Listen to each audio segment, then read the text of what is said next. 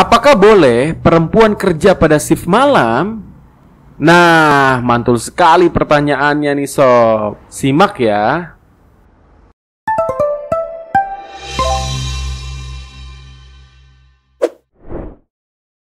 Sob, selamat datang di channel Cerdas Hukum. Bersama gue, Bos Kon. Ayo, jangan negatif dulu ya.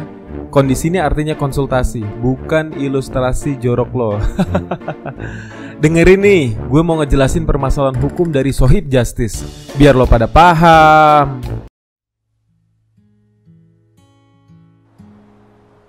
Di batas desa pagi-pagi, dijemput truk dihitung seperti pesakitan, diangkut ke pabrik, begitu seterusnya. Mesin terus berputar, pabrik harus berproduksi. Pulang malam, badan pun loyo, nasi dingin. Bagaimana kalau anak sakit? Bagaimana obat? Bagaimana dokter? Bagaimana rumah sakit? Bagaimana uang? Bagaimana gaji? Bagaimana pabrik? Mogok? Pecat? Mesin tak boleh berhenti. Maka mengalirlah tenaga murah. Mbak Ayu Kakang dari desa. Wiji Tukul.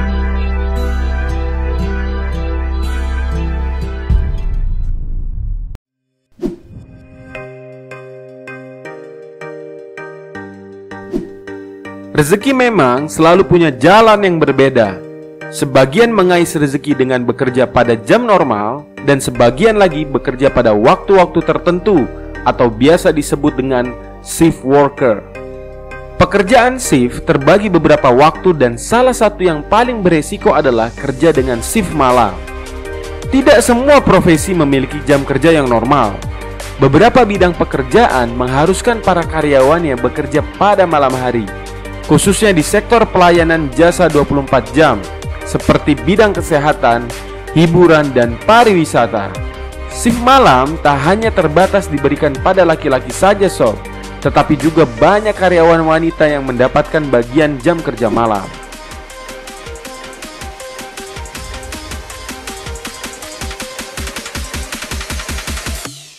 Adapun regulasi ketenagakerjaan di Indonesia memperbolehkan hal tersebut sob. Akan tetapi, pemerintah melalui peraturan perundang-undangan memberikan perlakuan khusus terhadap tenaga wanita. Salah satunya, perlindungan terhadap keselamatan, kesehatan, dan kesusilaan pekerja perempuan di malam hari, yaitu pada pasal 76 ayat 1, ayat 2, dan ayat 3 Undang-Undang Ketenagakerjaan Nomor 13 Tahun 2003 mengatur tentang mengenai ketentuan waktu kerja shift malam bagi pekerja perempuan. Ayat pertamanya, pekerja atau buruh perempuan yang berumur kurang dari 18 tahun dilarang dipekerjakan antara pukul 23 sampai dengan pukul 07. Ayat kedua, pengusaha dilarang mempekerjakan pekerja atau buruh perempuan yang hamil, yang menurut keterangan dokter berbahaya bagi kesehatan dan keselamatan kandungannya maupun dirinya apabila bekerja antara pukul 23.00 sampai dengan pukul 07.00. Ayat ketiga, pengusaha yang mempekerjakan pekerja atau buruh perempuan di antara pukul 23.00 sampai dengan 07.00 wajib, yang pertama, memberikan makanan dan minuman yang bergizi, dan yang kedua, menjaga kesusilaan dan keamanan selama di tempat kerja. Adapun dalam Keputusan Menteri Tenaga Kerja Nomor 224 Tahun 2003 tentang kewajiban pengusaha yang mempekerjakan pekerja atau buruh perempuan antara pukul 23.00 sampai dengan pukul 07.00, pengusaha diwajibkan menyediakan transportasi untuk antar jemput karyawan perempuan yang dipekerjakan pada shift malam tersebut. Lebih jelasnya merincikan, pertama, pengusaha wajib menyediakan angkutan antar jemput bagi pekerja atau buruh perempuan yang berangkat dan pulang bekerja antara pukul 23.00 sampai dengan pukul 05.00. Yang kedua, Penjemputan dilakukan dari tempat penjemputan ke tempat kerja dan sebaliknya antara pukul 23.00 sampai dengan pukul 05.00. Yang ketiga, pengusaha harus menetapkan tempat penjemputan dan pengantaran pada lokasi yang mudah dijangkau dan aman bagi pekerja atau buruh perempuan.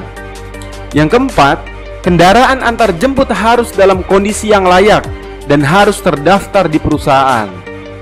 Bukan hanya itu Sohib Justice, bahwa para pekerja perempuan yang bekerja pada shift malam selain rentan masalah kesehatan, juga rentan masalah keamanan.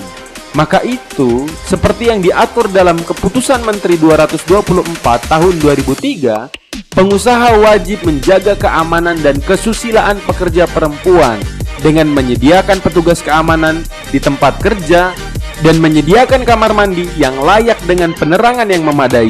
Kamar mandi haruslah terpisah antara pekerja perempuan dan laki-laki. Selain itu, untuk mempekerjakan pekerja wanita pada shift malam harus memiliki salah satu alasan di bawah ini. Ini dengerin ya sob ya.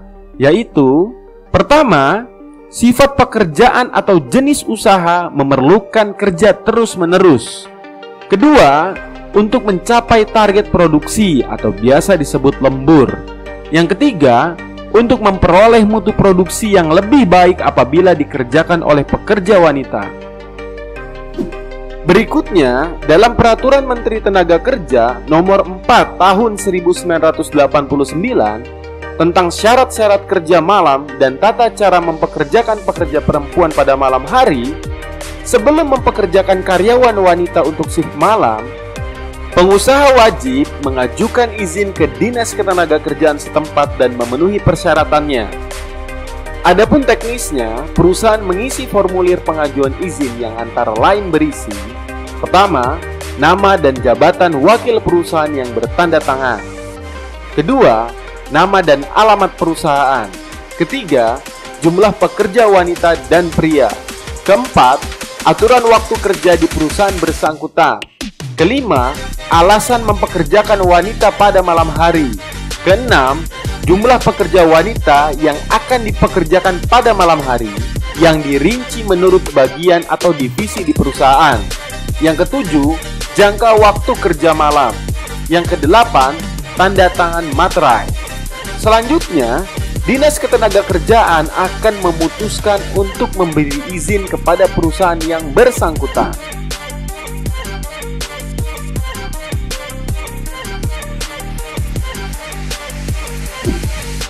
Walaupun tidak ada larangan untuk wanita bekerja pada shift malam, namun bekerja pada shift malam bagi perempuan mungkin bukanlah pilihan yang tepat. Tetapi soal kondisi yang memaksa, tak ada yang bisa dilakukan selain menjalankan tugas dengan sebaik-baiknya. Penting bagi para perempuan yang akan mengambil pada shift malam untuk memastikan dan memahami semua yang tertulis di perjanjian kerja sama dan hak-hak yang perlu diterima. Semoga penjelasan Boskon dapat membantu menjawab kegelisahannya ya. Jika Sohib Justice membutuhkan konsultasi lebih dalam, dapat kunjungi website kami guna menghubungi mitra hukum terbaik kami. Atau boleh tinggalkan pertanyaan di kolom komentar ya. Ingat sob, mendiamkan kejahatan adalah kejahatan. Jadi jangan diem-diem aja lo ngeliat kejahatan. Nanti gue lagi nih yang repot. Yuk share video ini, subscribe and like ya, supaya jangan lo doang nih yang pinter. Jangan lupa juga ya di follow media sosialnya. Gratis sob. Cerdas hukum, semakin cerdas mengerti hukum.